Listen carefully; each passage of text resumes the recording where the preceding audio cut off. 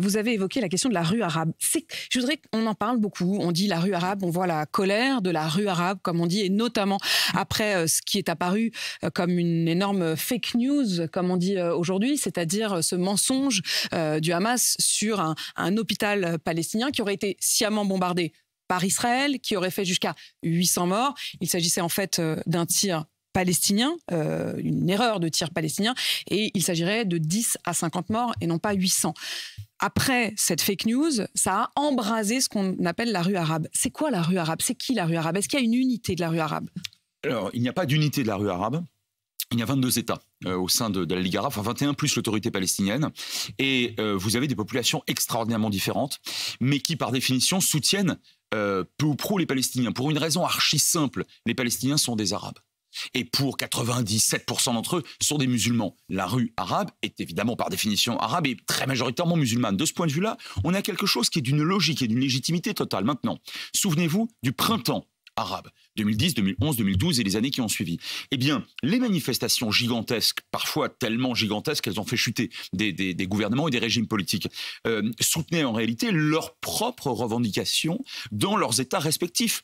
On exigeait du social, de l'économique, du politique, et la cause palestinienne restait importante, mais était secondaire. Je veux dire par là qu'il y a aujourd'hui un petit peu moins de 400 millions de citoyens arabes dans ces 21 ou 22 États. On a vu effectivement des manifestations importantes qui ont regroupé plusieurs centaines de milliers de personnes. Et qui parfois ont pris pour cible les symboles occidentaux, les ambassades américaines, voire même les ambassades françaises. Et accessoirement des synagogues comme en Tunisie. Bon, très bien, ça a concerné plusieurs centaines de milliers de personnes. C'est absolument pas négligeable. Il y a combien d'adultes citoyens dans le monde arabe?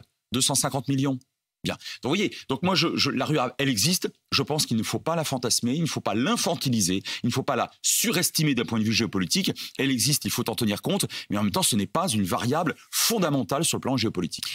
Il y a aussi la question de la propagande, il y a aussi la question de ce que l'on croit ou qu'on ne croit pas, suivant le fait qu'on a une idéologie ou une autre. Il y a eu la manière de décortiquer ou de tenter de décortiquer les informations.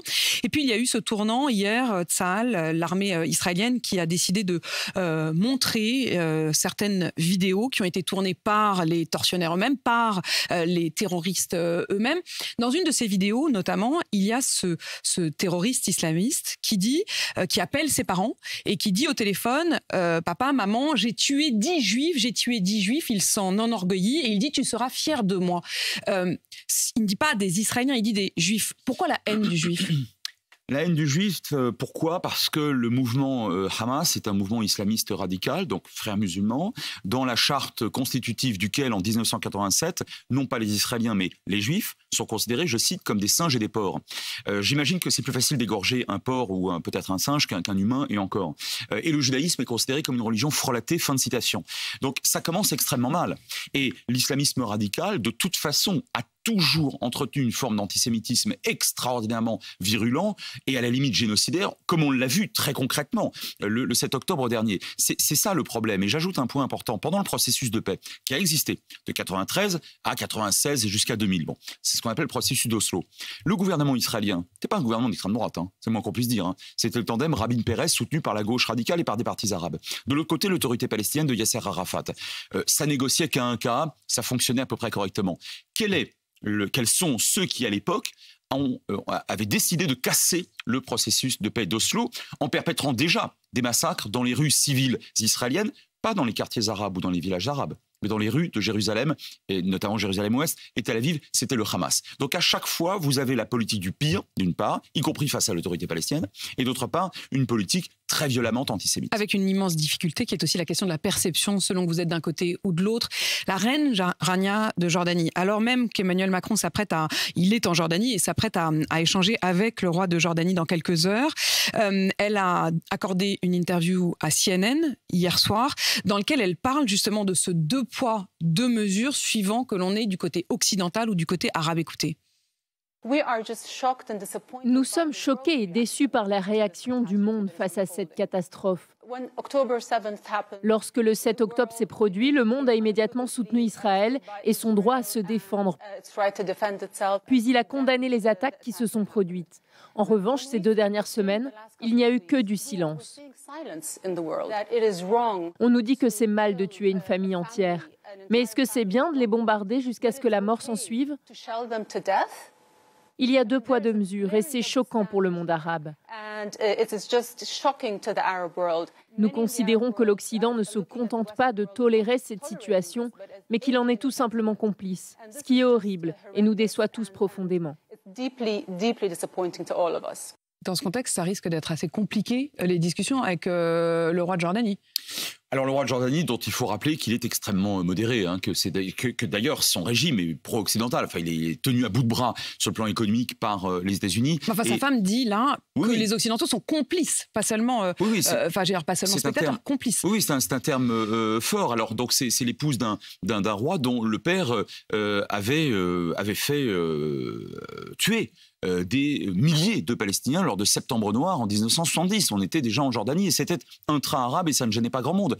En Syrie ces dernières années, notamment dans le faubourg de Damas qui s'appelle Yarmouk, qui est un ancien camp de réfugiés palestiniens, il y a eu des dizaines de milliers de victimes, dont certaines assassinées à base de gaz neurotoxiques par Assad. Je n'ai pas beaucoup entendu, et croyez-moi, j'écoute ce qui se passe dans le monde arabe, c'est mon métier, je n'ai pas beaucoup entendu de réactions au plus haut niveau, ni non plus dans la rue arabe. Autrement dit, lorsque les Palestiniens sont victimes d'Israël, ça choque les Arabes, mais quand les Palestiniens sont victimes d'autres Arabes, ça n'embête personne. Donc moi, je comprends très bien elle est dans une posture, elle est dans un rôle. Bien sûr, elle est dans un rôle, dans une posture. Elle le dit d'ailleurs, même si le mot complice est très fort, elle le dit de manière relativement modérée.